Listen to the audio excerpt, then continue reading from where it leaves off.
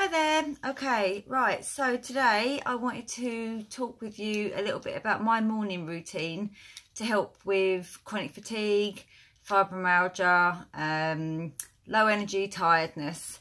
So every morning I started getting up early, and I know that sounds contradictory to like having chronic fatigue and thinking you need more rest, but it's a different type of rest that you need, or to clear different energy systems.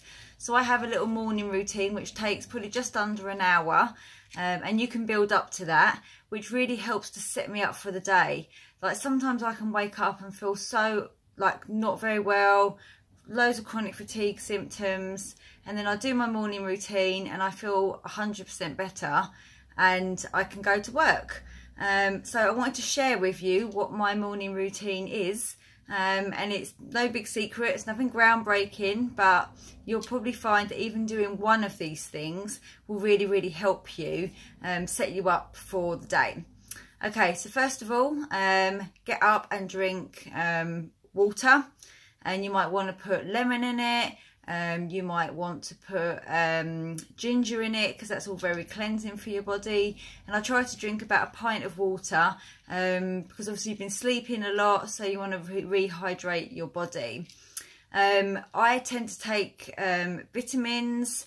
So the vitamins that I take is magnesium, because generally when you are quite anxious, and most people who have chronic fatigue do suffer a lot of anxiety, your magnesium levels tend to fall lower. So I take a supplement of magnesium capsules, but also you can get this stuff from Holland & Barrett, which is magnesium oil, which you just spray onto your body and rub it in. You don't need very much of it for it to have an impact. Obviously, you know, check with a health practitioner before you start taking any supplements, just in case they mix with any of the medications that you might be on. But I have found that magnesium made a lot of difference to things like leg tiredness, muscle spasms, anxiety levels, restless leg, etc. So, you know, I personally have found it very beneficial.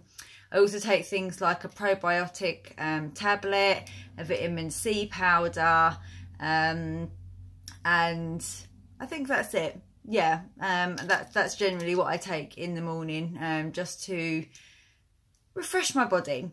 So once I've had the water, I then go and do some yoga. So I first of all, when I first got chronic fatigue, I only started off doing 5 minutes of very gentle yoga. So the yoga you might want to try is either restorative yoga. This is very gentle, and it's all about sort of like healing the body and getting it back into alignment.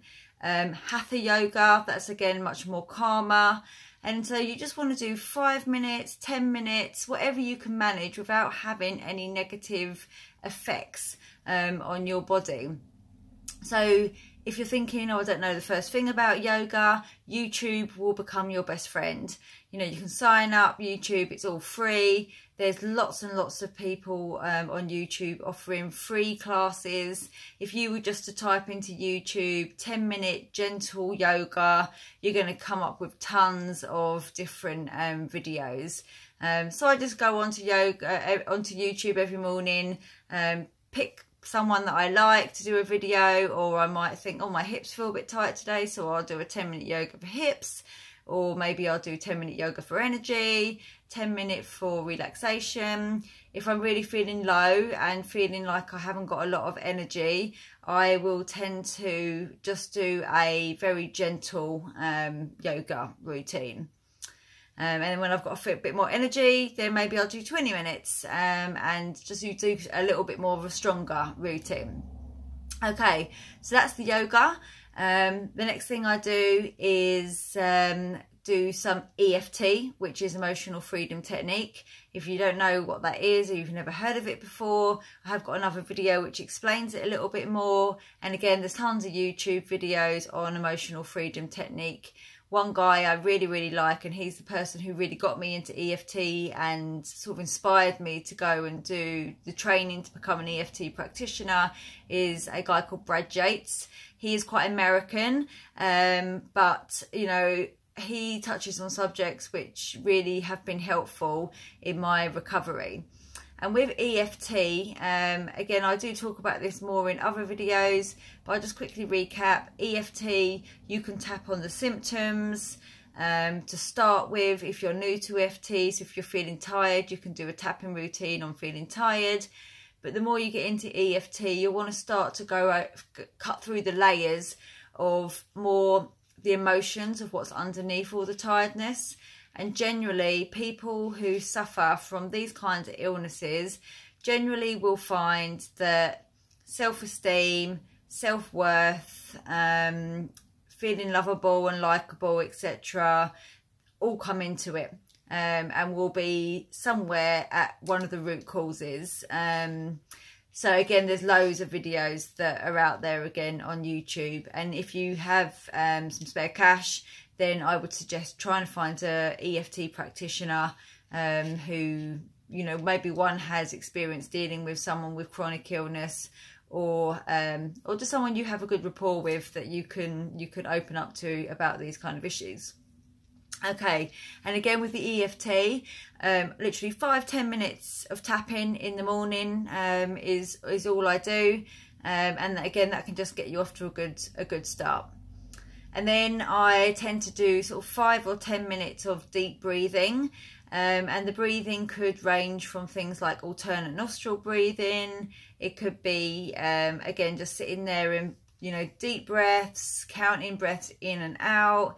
It might be doing the Ujjayi breath, which is a yogic breath. Again, go onto YouTube, you can learn how to do it on there. So yeah, just conscious breathing, and I find that really, really calms the body. It lowers your stress levels. It makes you, it reduces your thoughts. If you're like me and you suffer from, you know, constant thinking and worrying and anxiety, breathing really, really helps to slow and calm the mind. And then the last thing I'll do is a 10 to 20 minute meditation, where generally I just tune in, sit there, close my eyes, tune into how I'm feeling. And if I'm feeling bad, you just accept it, and then just breathe for 10 to 20 minutes, and just allow those feelings to be there, and just be. And generally, after doing that routine, I feel a lot calmer. I feel like the symptoms have either dissipated or they've definitely reduced. I mean, some days they may not, because you may have really pushed yourself and your body's just crying out for you to rest. But generally, that little routine in the morning can make me feel 10 times better.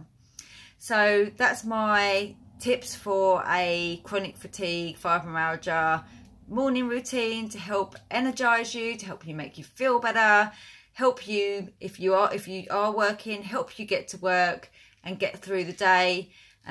You know, it doesn't have to be limited to the morning either. You might do that routine again, or parts of that routine again, at lunchtime, and then maybe in the evening. Break up your day, so you are doing, you know, lots of resting, lots of calming the nervous system, and really trying to clear those blocked energy systems. So any questions, feel free to post in the comments below. If you like this post, then please like and share.